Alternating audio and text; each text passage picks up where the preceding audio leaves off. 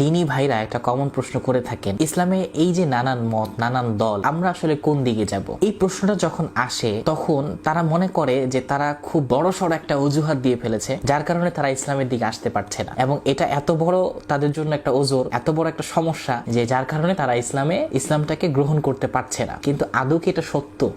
ইসলামে কি এতই মত, ইসলামে কি এতই দল যে আপনি ইসলামে আসতে পারছেন না? প্রিয় ভাই, ইসলাম এমন একটা ধর্ম, এমন একটা দিন যেখানে মৌলিক বিষয় নিয়ে কারো মধ্যেই ইখতিলাফ নেই। মৌলিক বিষয় সবাই এক, এবং সেটা আপনিও ভালো করেই জানেন। আপনার কাজ কি? আপনি দ্বীনী একজন ভাই হিসেবে আপনার প্রথম কাজ হবে আপনি দ্বীনের জরুরিয়াত যেগুলো, যে সমস্ত জরুরিয়াতে দ্বীন যেগুলো, সেগুলোকে পালন করা, সেগুলোকে শেখা। সর্বপ্রথম আপনাকে কোরআনটা শিখে ফেলতে হবে। আমি দেখি মোস্ট অফ দ্য পিপল যারা কোরআন পড়তে জানে না, তারা ইসলাম নিয়ে খুব চিন্তিত যে কিভাবে মুসলমানরা এক হবে, কিভাবে আলেম ওলামারা এক হবে, কিভাবে মুসলমানদের মধ্যে শান্তি আসবে, অথচ সে কোরআন পড়তে জানে না। আপনি যখন কোরআন